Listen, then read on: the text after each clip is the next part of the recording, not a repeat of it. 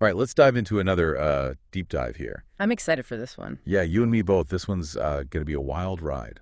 Oh, yeah. Definitely a classic whodunit. It has all those classic elements, but then some twists and turns that'll have you scratching your head for sure. Absolutely. We're heading way up north for this one, to the remote Alaskan fishing village of Craig, to investigate the unsolved murders aboard a fishing vessel called the Investor. This happened way back in 1982. Yeah, so we're talking about a cold case, a real mystery. A lot of material to sift through for this one, too. We've got court transcripts, witness testimonies, news reports, investigative books, the whole works. So by the end of this, you'll have all the pieces of the puzzle, and you can decide for yourself what you think really happened out there. What really makes this case stand out is that it's not just about the crime itself. It's a window into the lives of this small, isolated community where fishing was everything. Yeah, you got to understand that context to really grasp the magnitude of this tragedy and how it affected everyone involved. So set the scene for us. What was life like in Craig back then? Picture this. A tiny village tucked away in the Alaskan wilderness, the kind of place where life is dictated by the rhythms of the sea. A place where everyone knows each other and depends on each other. Exactly, a place where trust and tradition ran deep, at least until the Investor came along and shook things up. The Investor being the fishing vessel at the center of this whole mystery. That's right, it was a state-of-the-art vessel for its time, the biggest one allowed in Alaskan waters. A real game changer, huh? Oh, absolutely. It represented ambition. A chance to get rich quick, maybe even retire early for its owner, Mark Colthurst. I can see how that might have caused some waves in a small, close-knit community. It definitely did. You see, Mark was considered something of a fishing prodigy, a young guy who worked his way up and achieved a level of success that a lot of people envied. The kind of success that can breed resentment, I imagine. You got it. And it wasn't just him, right? His family was living on the boat, too. Yeah, his wife, Irene, and their two young children, Kimberly and John, they were all living the Alaskan fishing dream. But who knows what might have been simmering beneath the surface. A dream that turned into a nightmare in September of 1982. That's right. So tell us, what happened on the night of the murders? Well, it was the end of the fishing season, and Mark, who, by the way, it was his birthday, decided to treat his crew to a night off in Craig. A night on the town, huh? Yeah, which was a rare thing, especially since Irene and the kids were supposed to fly back to Washington the next day. So it was supposed to be a celebration, one last hurrah before the family split up. Nobody could have predicted what was about to happen. So what exactly went down that night? The next morning, someone spotted the Investor drifting away from the dock with a stranger at the helm. Red flag number one right there. And then, just a day later, the unthinkable happened. The vessel was found engulfed in flames off Fish Egg Island. Talk about a shocking turn of events. It was clear right away that this wasn't an accident. Yeah, arson and most likely murder. So they found the Investor on fire and immediately suspected foul play. But wouldn't the fire have destroyed most of the evidence? Well, the fire definitely made things more difficult, but the scene that greeted investigators on that charred wreckage was grim, to say the least. What did they find? Mark, Irene, and little Kimberly were found shot multiple times. Oh my God. Mike Stewart, one of the deckhands, was so badly burned that they couldn't even determine his cause of death. Just horrific. Yeah, the brutality of the crime scene was undeniable. But there were others on board too, right? What happened to them? That's where things get even more mysterious. Two other deckhands, Dean Moon and Chris Heyman, vanished, along with 4-year-old John. Vanished. Just like that. Poof, gone. Their bodies were never found. Never. Adding another layer to this already baffling case. It's a question that haunted the investigation. Were they victims who perished in the fire, or could they have been involved somehow? The lack of answers only fueled speculation and made it harder to separate fact from fiction in an already shaken community. I can imagine in a town like Craig, news travels fast, and rumors can spread like wildfire. Absolutely, and it's the investigator's job to cut through all that noise and focus on the facts. But how could they let rumors dictate the direction of the case? Well, it's easier said than done. They were dealing with a lot of emotional turmoil, conflicting accounts, and a mountain of speculation. So they had to figure out what was credible and what was just fueled by fear or gossip. Right, and in the midst of all this, a bizarre incident emerged that threw another wrench into the works. Wait, what happened? Tell me more about this incident. It involved a man who called himself T-Rex Mullins. T-Rex Mullins. You heard that right. He actually claimed to have helped Chris Heyman and young John Colthurst escape. He even said he got the idea from a story he'd read in a true crime magazine. Wow, that's strange. Turns out, His confession was a total fabrication, a product of his own overactive imagination. Sounds like something out of a movie. But it also highlights the challenges investigators were up against, right? Yeah. Not just the physical evidence, but the media frenzy and public fascination that can really distort the truth. Exactly. The T-Rex Mullins incident was a distraction. It took attention and resources away from the real investigation. And while it seems ridiculous now, it shows how the media and public opinion can influence things and how hard it can be to stay objective under such intense scrutiny. You said it. So the investigators were dealing with a perfect storm of challenges. A remote location, a tight-knit community with strong loyalties, and a media circus that could easily spin things out of control. But they must have had some leads, some solid evidence to work with, right? Well, amidst the chaos, one name kept popping up, John Peele. Okay, and who was John Peele? He was a former deckhand who'd been fired by Mark Colthurst. And he was known to have a bit of a temper, let's just say that. So a possible motive there? Witnesses placed him in Craig around the time of the murders, and there were even whispers of a confession. So they had a suspect, someone with a potential motive who was seen in the area. Why not arrest him right away? What were they waiting for?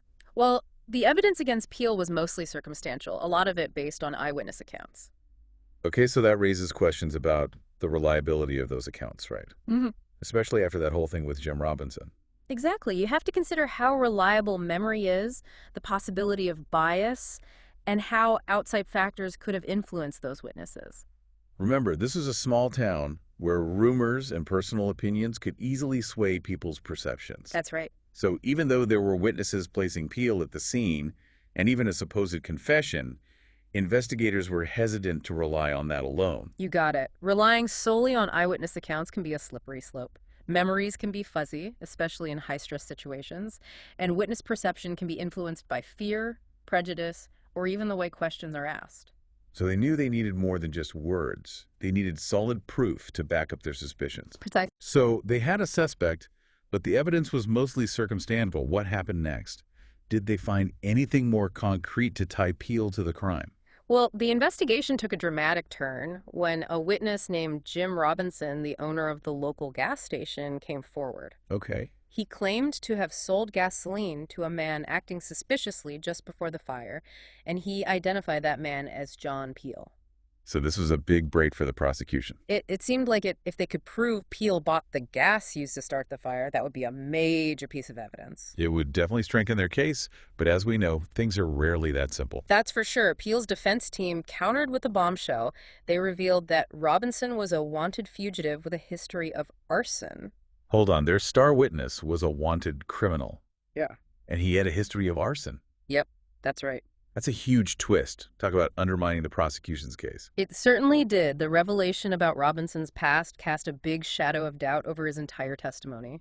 If the guy identifying Peele had a reason to lie, or even frame him, then his whole story becomes questionable. Exactly. Suddenly, what seemed like a key piece of evidence was no longer reliable, and this already complex case took yet another unexpected turn. Wow, so even with a suspect, eyewitness accounts, and a possible link to the fire, the case was far from clear-cut.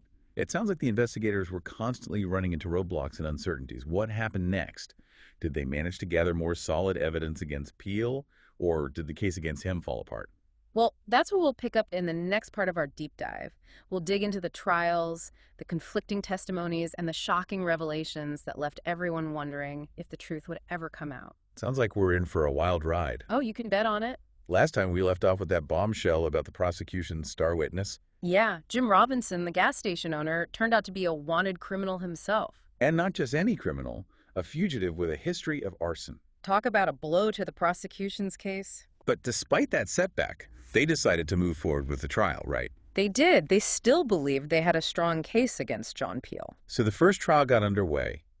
What was the atmosphere like? Oh, it was tense. You could cut the tension with a knife. Everyone knew what was at stake. Absolutely. This case had gripped the entire community. And beyond, it made national headlines. The prosecution tried to methodically lay out their case, presenting Peele as a disgruntled ex-employee out for revenge. But their case still hinged on those eyewitness accounts, right? Yeah, a lot of their evidence was circumstantial. And after that revelation about Robinson, how much weight could those testimonies really carry? Well, that's exactly what Peele's defense team zeroed in on. They went after the credibility of those witnesses. Oh, they went after it hard. They pointed out inconsistencies in their statements, questioned their memories, and suggested that their perceptions might have been clouded by all the rumors and speculation. So they basically argued that the witnesses could have been mistaken or even pressured to point the finger at Peele. Yeah, they suggested that the intense media scrutiny and the desire to find someone responsible might have influenced their recollections. That's a bold strategy, isn't it? It was a gamble, for sure. Because they're essentially implying that the witnesses were either lying or just plain wrong. It was a risky move, but it paid off. How so? Well, the defense managed to sow enough seeds of doubt in the minds of the jury that after days of deliberation, they couldn't agree on a verdict. So it was a hung jury. Yep, a mistrial. Meaning they had to start the whole thing all over again. Back to square one. That must have been frustrating for everyone involved, especially the victims' families who were still waiting for answers. Imagine the emotional roller coaster they were going through, all that time and effort, and then it's a mistrial. So they gear up for a second trial. Did the prosecution manage to strengthen their case this time? They tried. They introduced a new witness, Charles Samuelson, Who was this Charles Samuelson? a fisherman who claimed that Peele had confessed to him. A confession. Wow, that's big. Yeah, Samuelson said that Peele admitted to the murders while they were working together. So finally, a direct link to the crime. It seemed like a slam dunk for the prosecution. But I'm sensing a but coming. Well, Peele's defense team wasn't about to let that stand. They dug deeper and uncovered a pretty crucial detail. What did they find? Samuelson had cut a deal with the prosecution. A deal. What kind of deal? In exchange for his testimony, they agreed to drop some charges against him. Wow, so he had something to gain by testifying against Peele. It certainly cast a shadow over his motives. Makes you wonder if his confession was genuine or just a way to save his own skin. The defense jumped all over that. They argued that Samuelson's testimony was self-serving and couldn't be trusted. So even a confession isn't always what it seems. Exactly. Motives matter. What other evidence did they present at the second trial? Well, they also called Larry Demmett to the stand. And who was he? He was the skipper of the boat Peele was working on at the time, Okay. and he claimed to have heard gunshots on the night of the murders. He actually heard the gunshot. That's what he said. And he even claimed to have seen Peele running away from the investor with a rifle in hand. Running away from the crime scene with a weapon, that's a pretty damning image. It was dramatic, no doubt, but the defense was ready for him. How did they challenge his testimony? They pointed out that Demmett had waited years to come forward. Years. Why the delay? That's what they wanted to know. Plus, his story was full of holes, vague details, contradictions. Not very credible. They also implied that Demmett had a personal grudge against Peele and might have been influenced by all the media attention surrounding the case. So, yet another witness with questionable motives and unreliable testimony. It seems like a pattern was emerging. The prosecution was really struggling to build a solid case against Peele. Their evidence was mostly circumstantial, and the credibility of their key witnesses was seriously in doubt. So after all the twists and turns, all the conflicting testimonies and bombshell revelations, it all came down to the jury's decision. What was the verdict? After 4 long days of deliberation, the jury reached a verdict. Not Desi. John Peele was acquitted of all charges. Not guilty. After all that. They let him walk.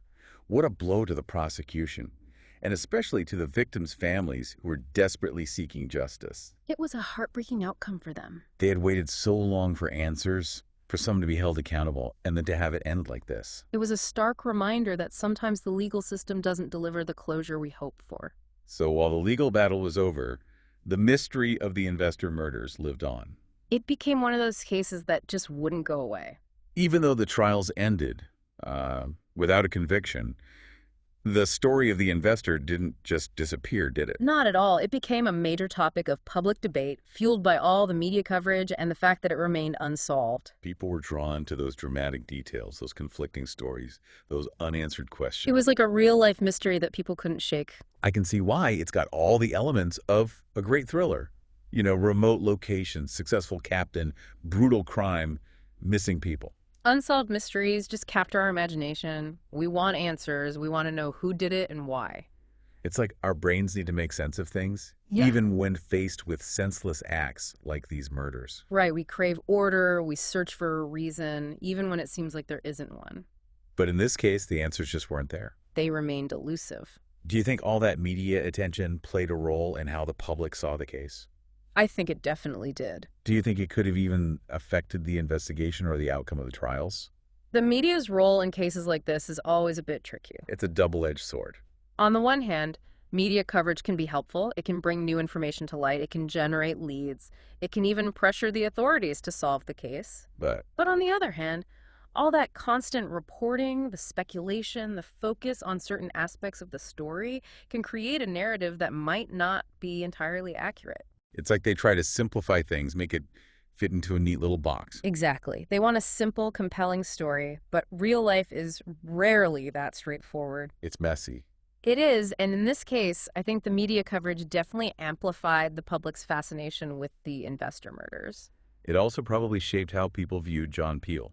even before the trial. Even though he was found not guilty, there was still that lingering suspicion. It just goes to show that public opinion doesn't always align with the legal system. It also highlights that crucial principle of our justice system: innocent until proven guilty. That's right, no matter how much suspicion there is, no matter how much circumstantial evidence there is, everyone deserves a fair trial, And the prosecution has to prove their case beyond a reasonable doubt. which they couldn't do in this case. So we're left with the enduring mystery of the investor murders. If John Peele didn't do it, then who did? And what about those missing deckhands? What happened to them and to little John Colthurst? Those are questions that continue to haunt this case. They fuel all the speculation, all the theories. Officially, the case is closed, but the rumors, the theories, they never really died down. Some folks believe those missing deckhands might have been involved somehow, maybe as accomplices, maybe even the masterminds behind it all. Others think they might have been victims themselves, caught up in something they didn't understand. And then there's little John. The thought of a 4-year-old child just vanishing is just heartbreaking. Was he lost in the fire, or did something more sinister happen? His fate remains one of the most troubling aspects of this whole story. So where does that leave us? We've examined the evidence, we've heard the testimonies, but the truth remains a mystery. The investor case shows us that sometimes, even with all the investigative work, even with the legal process, some mysteries just endure. It makes you question everything you think you know about human behavior, about memory, about the limits of what we can truly understand. It reminds us that justice isn't always black and white. Sometimes we end up with more questions than answers, and the search for truth can be a long and winding road. What does all this mean for you, the listener? Well, it's a challenge, an invitation to really dig into this case, to weigh the evidence, and to come to your own conclusions. Don't just accept the official story. Explore those different perspectives, consider those unanswered questions, and let this mystery ignite your curiosity. Maybe someday, new evidence will surface, and we'll finally learn what truly happened on board the Investor. Until then, it serves as a chilling reminder of the power of unsolved mysteries. Mysteries that continue to fascinate us, to challenge us, and to remind us that sometimes the truth remains just out of reach. We'd love to hear your thoughts on this case. What stood out to you? What are your theories? Share your insights, and let's keep this conversation going. Because sometimes the most captivating mysteries are the ones that stay with us long after the story's been told. Thanks for joining us on this deep dive. Until next time, keep exploring, keep questioning, and never lose that sense of wonder.